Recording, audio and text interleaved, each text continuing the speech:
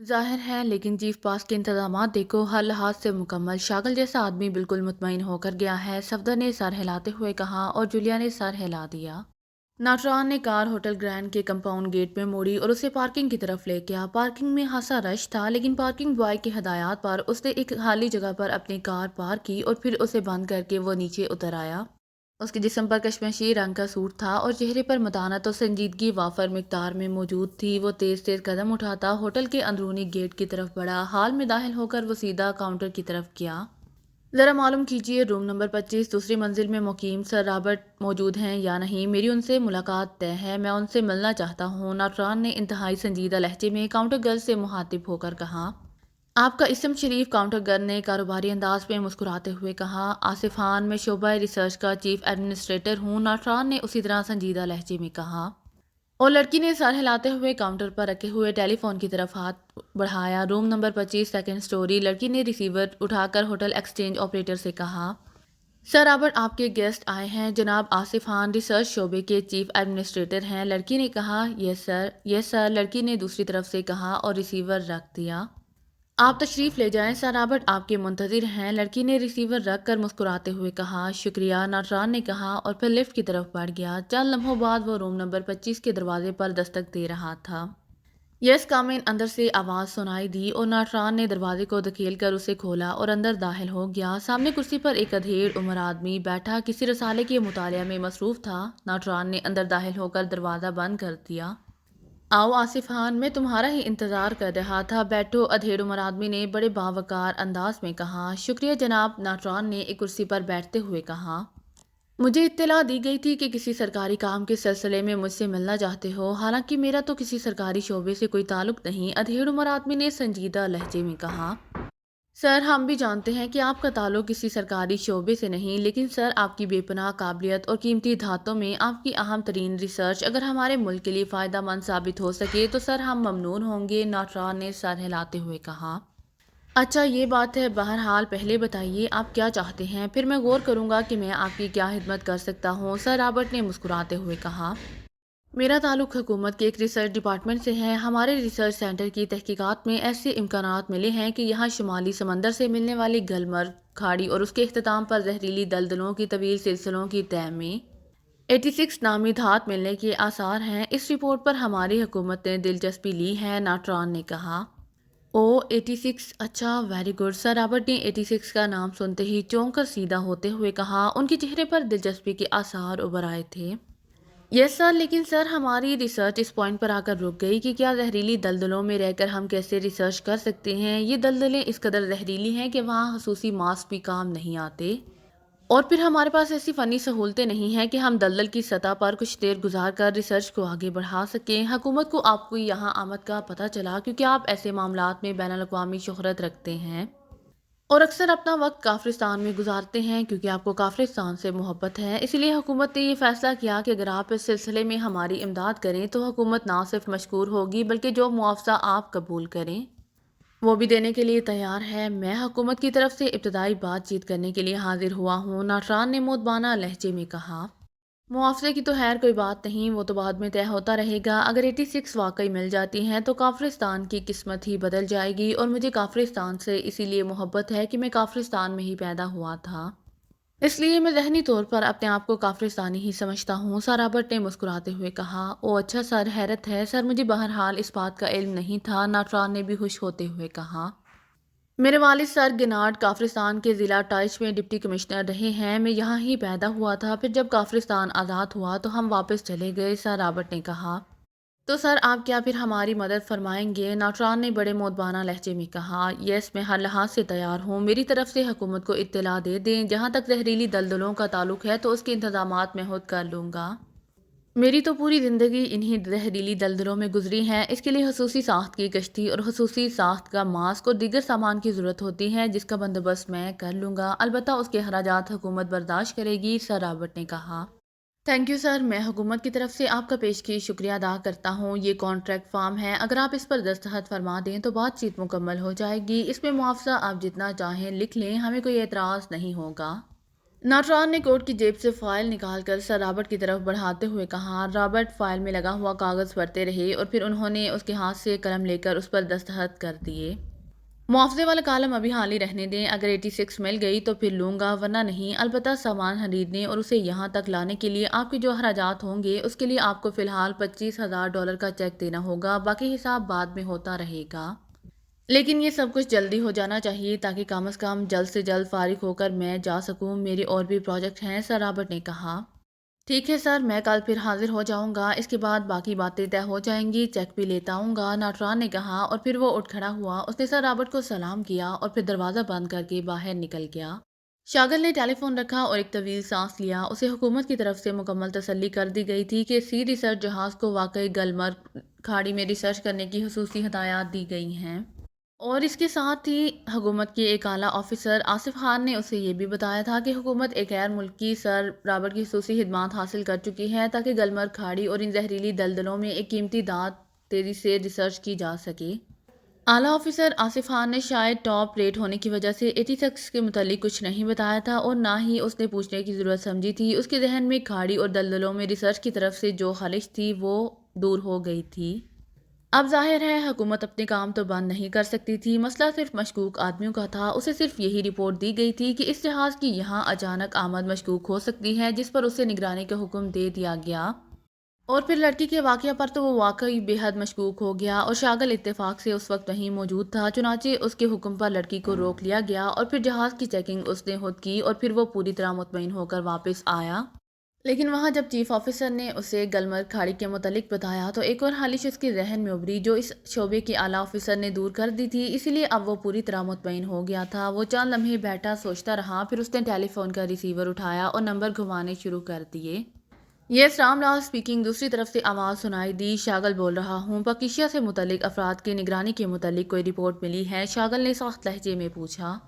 उनकी निगरानी हो रही है सर, लेकिन कोई मशकूक बात सामने नहीं आई। अलबत्ता एक आदमी जिस पर शक था कि इसका ताल्लुक पाकिस्तान से हो सकता है, वो निगरानी से पहले का ही गायब है, रामलाल ने जवाब देते हुए कहा। ओ, उसे तलाश करो और मुझे रिपोर्ट दो, शागल ने चौंकते हुए कहा। तलाश जारी है सर, रामलाल ने जवाब दिया। ओके, शागल ने कहा और ढीले हाथों से रिसीवर रख दिया। हालात उसकी तवक्को के खिलाफ जा रहे थे। वो पाकिस्तान सीक्रेट सर्विस की तेज़ कारकर्दगी से अच्छी तरह वाकिफ था कि वो लोग वक्त ज़ाया करने के कायल नहीं हैं। लेकिन नकली रामदास को गए तकरीबन 15 रोज़ हो गए थे, लेकिन अभी तक कोई मशकूक बात सामने नहीं आ रही थी। अलबत्ता वो ये बात सोचने पर मजबूर होता जा रहा था कि कहीं सेक्रेटरी ठाकुर की मीटिंग में उसने जो तज्जिया पेश किया था कि नकली रामदास और फाइल के मंदराजात को हमरा लेकर गया है, वो वाकई गलत ना हो। ये ख्याल आते ही उसने चौंक कर एक बार फिर टेलीफोन का रिसीवर उठाया। उसकी उंगली तेजी से नंबर डायल करने में मसरूफ हो गई। Yes, military intelligence headquarter. चंद लम्हों बाद रिसीवर पर आवाज़ उभरी। Chief of secret service Shagil speaking, colonel Sandari से बात कराओ, शागिल ने इंतहाई क्रख्त लहजे में कहा। Yes colonel Sandari speaking. चंद लम्हों बाद कर्नल संडारी की मखसूस आवाज़ सुनाई दी। कर्नल संडारी, मैं शागिल बोल रहा हूँ, ST-11। शागिल ने कर्नल संडारी के साथ तय करदा मखसूस कोड दोहरा दिया ताकि कर्नल संडारी को इत्मीनान हो जाए कि वाकई शागिल ही उससे बात कर रहा है। ST-11 क्या हुआ? 1100 कहिए। दूसरी तरफ से कर्नल संडारी ने भी मखसूस कोड दोहराया। उनके दरमियान यही कोड तय हुआ था कि जो पहले फ़ोन करे वो ST-11 कहेगा, वो जवाब में यही कहेगा कि ST-11 क्या हुआ, 1100 कहो। ओके कर्नल साहब, आप पहले तो ये फरमाएं कि रामदास वाले दफ्तर में मौजूद फाइल अब भी वहीं मौजूद है या वहाँ से उठवा ली गई है? शागिल ने नर्म लहजे में कहा। ओ, वहाँ से तो उसे उसी वक्त ट्रांसफ़र कर दिया गया था, अब वो मेरे कब्ज़े में है। क्यों? कर्नल संडारी ने पूछा। बस वैसे ही ख्याल आ गया था, मैंने सोचा कि हो सकता है कि नकली रामदास ने पूरी तफसीलात हासिल ना की हों, इसीलिए दोबारा वो ऐसा करना चाहें, शागिल ने बात बनाते हुए कहा। वैसे इतने अहमक तो वो मेरे ख्याल में नहीं होंगे कि एक बार जो स्पॉट मशकूक हो जाए वहाँ दोबारा आए, कर्नल संडारी ने कहा। होने को तो सब कुछ हो सकता है। वैसे कर्नल साहब, आपके पास कोई रिपोर्ट? यहाँ तो बिल्कुल खामोशी है, शागिल ने बात बदलते हुए कहा। कुछ नहीं, सब ओके है, कोई खिलाफ मामूल बात तो नहीं सामने आई। बहरहाल मिलिट्री इंटेलिजेंस पूरी तरह चौकन्ना है, कर्नल संडारी ने कहा। अरे हाँ, एक बात याद आ गई, गलमर्ग खाड़ी और उससे मुल्हिका दलदलों में हुकूमत एक प्रोजेक्ट पर काम कर रही है। हुकूमत का रिसर्च शोबा इसी सिलसिले में आला पैमाने पर मसरूफ़ होने वाला है। जब मुझे ये इत्तला मिली तो मैंने पूरी तरह छानबीन करवाई, लेकिन मुझे हुकूमत के आला अफसरान ने तसल्ली करा दी। मैं इसीलिए आपको बता रहा हूँ कि कहीं आप ये ना सोचिए कि मैंने नाअहली की वजह से इस अंदाज में किया है, क्योंकि गलमर्ग खाड़ी वाली साइड मेरे जिम्मे लगाई गई थी। शागल ने कहा। अच्छा ठीक है, आपने तसल्ली कर ली है तो ठीक है। हुकूमत तो ज़ाहिर है अपने प्रोजेक्ट बंद नहीं करने, मसला सिर्फ तसल्ली का है, वो हो गई। बहरहाल आपने अच्छा किया मुझे बता दिया, मैं स्पॉट की इत्तला दे दूंगा ताकि वो लोग भी मुतमईन रहें। कर्नल संडारी ने जवाब दिया। ओके गुड बाय, शागल ने कहा, और दूसरी तरफ से गुड बाय के अल्फाज सुनते ही उसने रिसीवर रख दिया। अभी रिसीवर रख कर वो सीधा ही हुआ था कि टेलीफोन की घंटी बज उठी। उसने चौंक कर रिसीवर उठाया। यस शागल स्पीकिंग, शागल ने क्रख्त लहजे में कहा। सर रामलाल बोल रहा हूँ। अभी अभी सूरज सिंह ने इत्तला दी है कि उसने एयरपोर्ट पर एक मशकूक ग्रुप को चेक किया है। ये बज़ाहिर तो गैर मुल्की सियाहों का ग्रुप है, लेकिन उसमें एक आदमी है जो पाकिस्तान का अल इमरान हो सकता है। वो अपने साथियों से बातें कर रहा था जैसे कि उसकी आदत है, रामलाल ने बताते हुए कहा, और शागल की आंखों में चमक उभर आई। ओ गुड, कितने आदमी हैं इस ग्रुप में? शागल ने हैरत आमेज लहजे में पूछा। जनाब इसमें इमरान समेत 4 आदमी और हैं, कुल 5 अफराद का ग्रुप है। ये लोग अटालिया से आए हैं, उनके कागजात दुरुस्त हैं, बस एक आदमी की हरकत ऐसी हैं कि उस पर इमरान का शक हो सकता है। कदो कामत में वो बिल्कुल इमरान जैसा है, रामलाल ने जवाब देते हुए कहा। अब ये ग्रुप कहाँ है? शागल ने पूछा। जनाब हमारा एक आदमी उनकी निगरानी कर रहा है, ये एयरपोर्ट से तो होटल अलास्का की तरफ गए हैं, रामलाल ने जवाब दिया। ओके मैं चेक कर लेता हूँ, शागल ने कहा। फिर उसने रिसीवर रख कर मेज़ के किनारे लगा हुआ एक बटन दबा दिया। ये सर, दूसरे लम्हे दरवाजे में से एक नौजवान ने नमूदार होते हुए कहा। राजेश को बुलाओ जल्दी, शागल ने तेज लहजे में कहा, और नौजवान तेजी से वापस मुड़ गया। थोड़ी देर बाद एक और नौजवान अंदर दाखिल हुआ। आपने मुझे याद फरमाया था सर, आने वाले ने मुदबाना लहजे में कहा। सुनो, फौरी रेड के लिए तैयार करो, कम से कम 10 मुसल्लह अफराद होने चाहिए, और इटालियन सफारत खाने का वो स्पेशल इजाज़तनामा भी सफारत खाने की फ़ाइल से ले लो, जिसके तहत हमें खसूसी इजाज़त दी गई है कि हम अटालवी अफराद को जिस तरह चाहें चेक कर सकते हैं। शागल ने तेज़ लहजे में उसे हदायत देते हुए कहा। यस सर, राजेश ने कहा, और तेज़ी से वापस मुड़ गया। तकरीबन 5 मिनट बाद ही टेलीफोन की घंटी एक बार फिर बजी तो शागल ने रिसीवर उठा लिया। यस शागल स्पीकिंग, शागल ने तेज़ लहजे में कहा। रामलाल बोल रहा हूँ। अटालवी सियाहों का ग्रुप होटल अलास्का में मौजूद है, वहाँ उनके कमरे पहले से बुक थे, तीसरी मंजिल के 12 से 16 नंबर जनाब, रामलाल ने जवाब देते हुए कहा। वहाँ निगरानी पर कौन है? शागल ने पूछा। सीता दास जनाब, रामलाल ने जवाब दिया। ठीक है, मैं भी वहाँ रेड करूँगा। तुम सीता दास को कह दो कि वहाँ से लाताल्लुक़ रहे। अगर ये लोग सही भी साबित हुए तब भी वो हमारे जाने के बाद उनकी मुकम्मल निगरानी करता रहेगा, और अगर हमारी रेड के दौरान ये फरार हों तब भी सीता दास उनकी निगरानी करेगा, और सीता दास की अमदाद के लिए कम से कम 4 आदमी और भेज दो जिनके पास सवारियाँ हों। शागल ने उसे हदायत दी। ठीक है सर, हुक्म की तामील होगी सर, रामलाल ने कहा, और शागल ने रिसीवर रख दिया। सर रेड पार्टी तैयार है सर, और ये कागज़ सर। उसी लम्हे राजेश ने दफ्तर में दाखिल होते हुए कहा, और हाथ में थामा हुआ कागज़ एहतराम से शागल की तरफ बढ़ा दिया। शागल ने कागज़ खोल कर देखा, और फिर इत्मीनान से सर हिलाते हुए उसे तय करके अपनी जेब में रखा, और फिर उठ खड़ा हुआ। चलो शायद आज मेरी देरीना हसरत पूरी हो ही जाए, शागल ने कैब स्टैंड से अपनी रोपी उतार कर सर पर रखते हुए कहा, और तेजी से बैरूनी दरवाजे की तरफ बढ़ गया।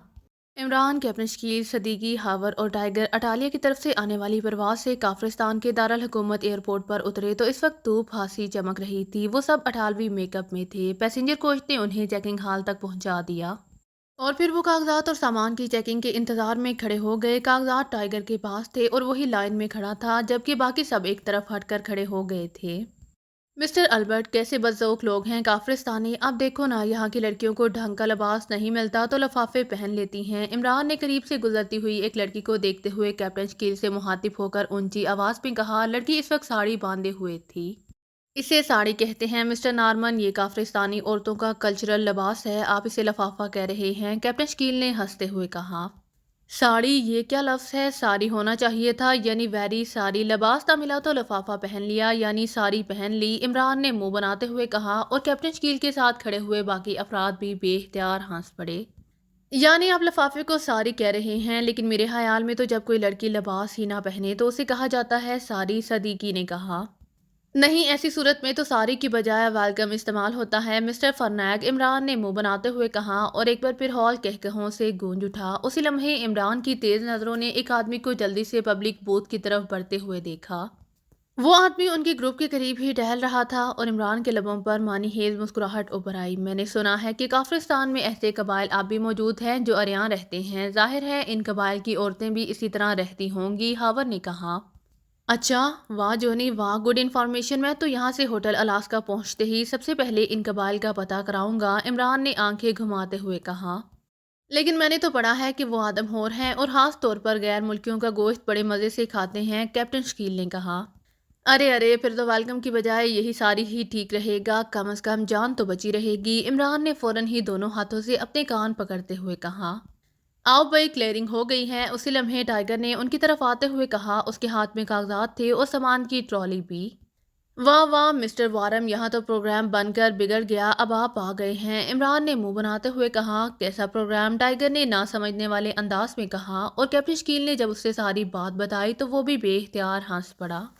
اس کے بعد انہوں نے اپنے اپنے بیگ اٹھائے اور بیرونی دروازے کی طرف چل پڑے۔ عمران نے دیکھا کہ وہ آدمی بھی جو ٹیلی فون کر کے آ چکا تھا ان کے ساتھ ساتھ تھا۔ تھوڑی دیر بعد وہ ایک ٹیکسی میں بیٹھ چکے تھے۔ ٹیکسی ڈرائیور نے 5 سواریوں کے لیے علیحدہ کرایہ چارج کیا تھا اور ٹیکسی ہوٹل الاسکا کی طرف چل پڑی۔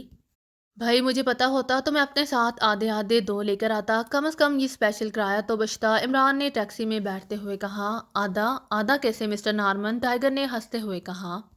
سیدھی سی بات، تم میں سے 2 کے نام رکھ لیتے، فرسٹ ہاف، سیکنڈ ہاف، اور وہ ہاف مل کر ایک بن جاتا، عمران نے، اور اس بار باقی ساتھیوں کے ساتھ ساتھ ٹیکسی ڈرائیور بھی ہنس پڑا۔ صاحب پھر میں ناموں کو ہی ٹیکسی پر بٹھاتا، ٹیکسی ڈرائیور نے کہا۔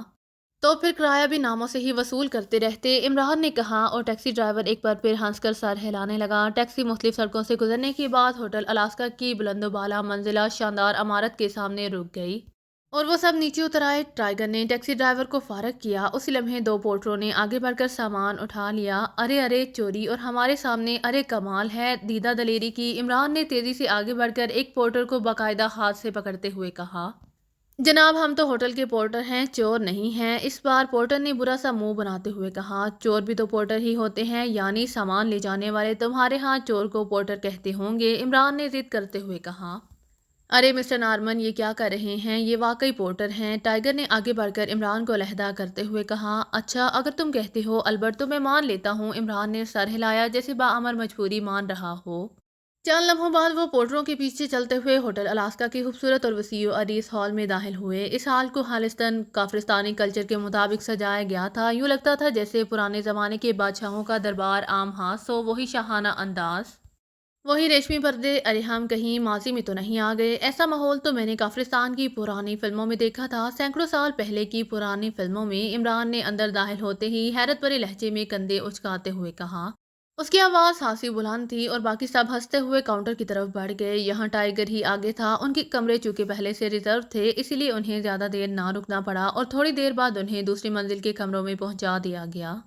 سب اپنا اپنا سامان اپنے اپنے ناموں کے ساتھ کمروں میں رکھ کر عمران والے کمرے میں اکٹھے ہو گئے۔ عمران سب سے پہلے اپنے کمرے میں گائیکر کی مدد سے کسی خفیہ مائک کا پتہ چلانے کی کوشش کی، لیکن ایسا کوئی مائک گائیکر نے ظاہر نہ کیا، اسی لیے عمران مطمئن ہو کر کرسی پر بیٹھ گیا۔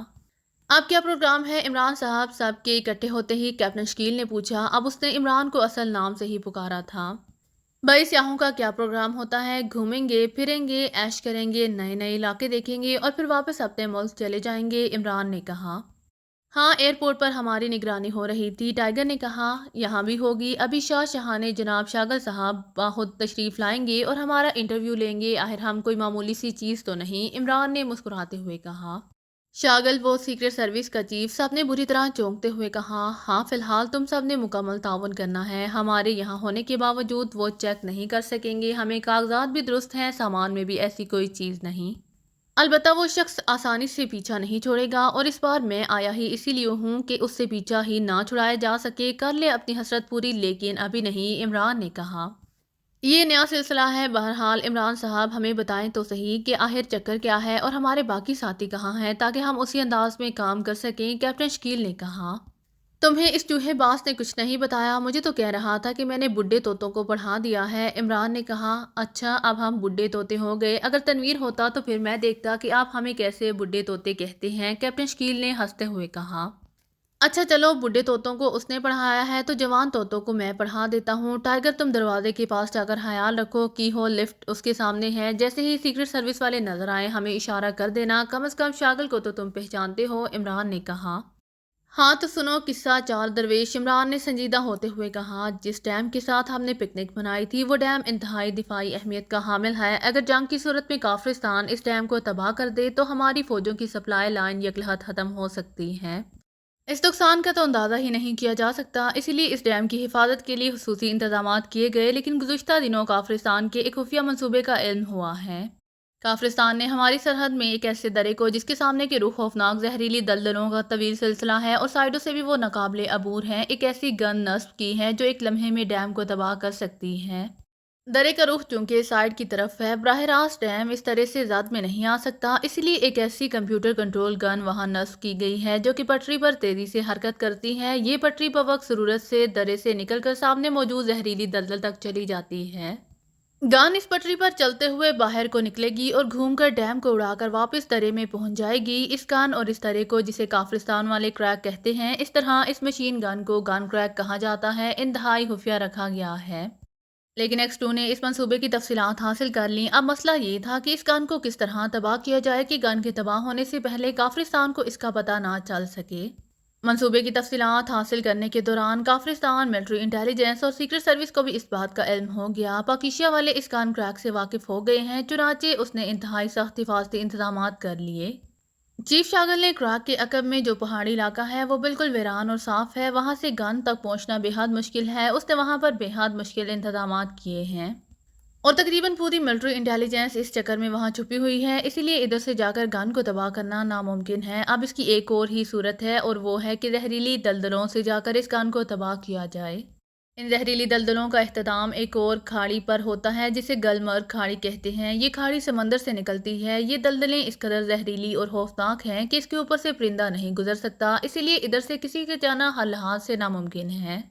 लेकिन इस गन क्रैक की तबाही भी हमारे मुल्क के दिफा के लिए इंतहाई लाजमी है। इसलिए तुम्हारे बास ने इस बार ऐसा अजीबो गरीब मंसूबा बनाया है कि मुझ जैसे आदमी की खोपड़ी भी लट्टू की तरह घूम गई है। इमरान ने बड़े संजीदा अंदाज में तफसील बताते हुए कहा। क्या मंसूबा है वो? सब ने इश्तियाक आमेज लहजे में पूछा। मुख्तसर ये कि बास ने अपने खसूसी ज़राए से हुकूमत काफिरिस्तान के लिए एक ऐसे मंसूबे का सुराग लगाया जो हमारे काम आ सकता था। इस मंसूबे के मुताबिक काफिरिस्तान के सी रिसर्च डिपार्टमेंट ने खाड़ी और इससे मुल्हिका जहरीली दलदलों की तय में एक इंतहाई कीमती और नायाब धात का सुराग लगाना है। उसके कुछ आसार तो मिले हैं, लेकिन इस पर भरपूर रिसर्च अभी होनी है।